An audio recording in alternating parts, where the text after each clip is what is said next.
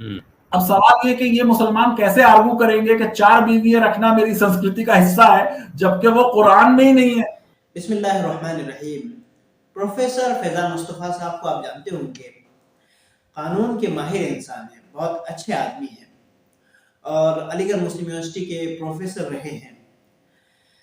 उन्होंने, चूंकि वो मजहबी आदमी नहीं है, इसलिए जब कुरान करीम के ताल्लुक से या मजहब इस्लाम के ताल्लुक से बोलते हैं तो बहुत मुमकिन है कि वो गलत बोल जाए।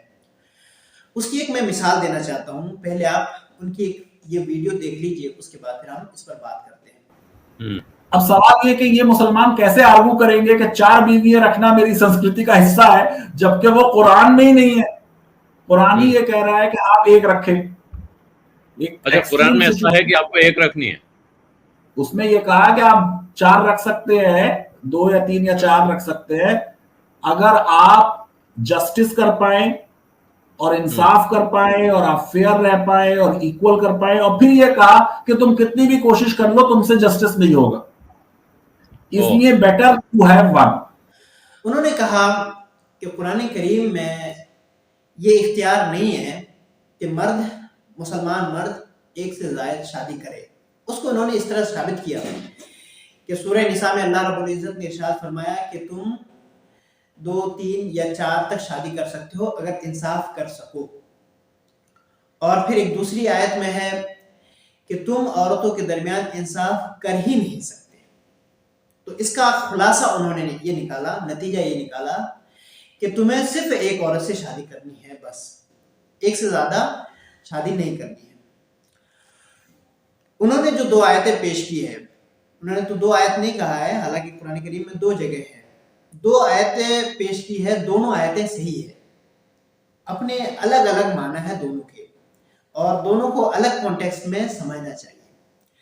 सूरह निसा आयत नंबर 3 में जो अल्लाह रब्बुल इज्जत ने इरशाद फरमाया कि तुम अगर इंसाफ कर सकते हो तो तुम 2 से 3 से या 4 से शादी कर सकते हो। तो उसका मतलब ये है कि फिजिकल चीजों में, बाहर की चीजों में अगर तुम इंसाफ कर सकते हो तो तुम 2, 3, 4 तक शादी कर सकते हो। मिसाल के तौर पर अगर आपके पास एक सेब है, आधा एक बीवी को दे सकते हो और आधा दूसरी बीवी को दे सकते हो, तो तुम 2, 3 या 4 शादी कर सकते हो। अगर एक बीवी को अच्छा घर बना के दे सकते हो, उसी तरह से दूसरी बीवी को भी वैसे ही घर बना के दे सकते हो, यानी उनके दरमियान इंसाफ कायम कर सकते हो, तो तुम 2, 3, 4 शादियां कर सकते हो। उस आयत का ये मतलब है।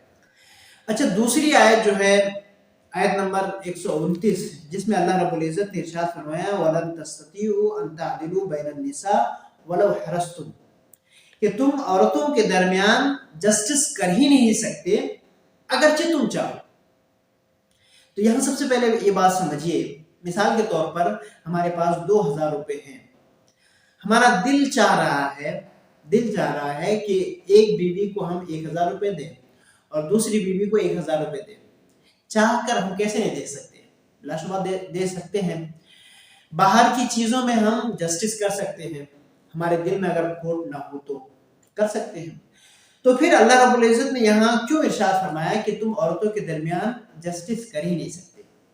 अगर से तुम्हारा दिल चाहे, दिल में तुम्हारा कोई खोट ना हो, फिर भी तुम उनके दरमियान जस्टिस क्यों नहीं कर सकते? तो इस आयत का जो मतलब है वो अलग है, उसको समझने की जरूरत है। इस आयत का मतलब है कि तुम्हारा दिल किसी बीवी की तरफ ज्यादा माइल हो जाए, किसी की तरफ कम माइल हो, ये हो सकता है।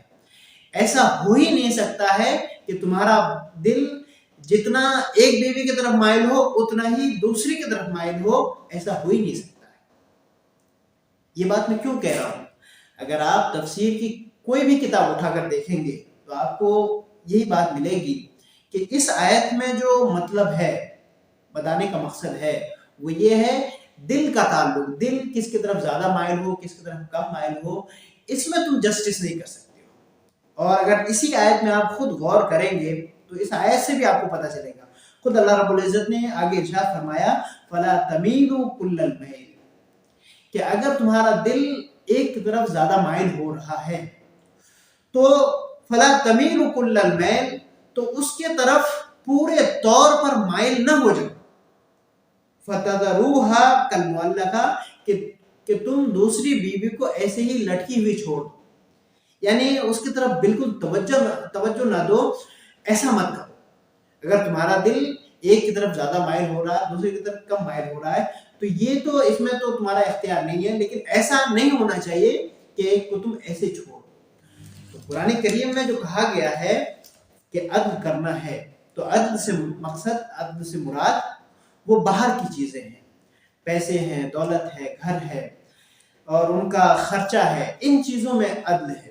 اگر ان چیزوں میں عدل کر سکتے ہو تو 2، 3 اور 4 تک شادی کر سکتے ہو. قرآن کریم سے ثابت ہے.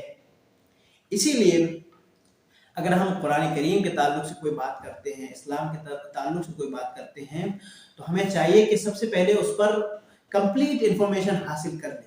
ادروائز مثال کے طور پر اگر آپ ڈاکٹر نہیں ہیں، اس کے باوجود آپ دوائی بیچتے ہیں، تو ظاہر سی بات ہے آپ کا پیشنٹ مر جائے گا.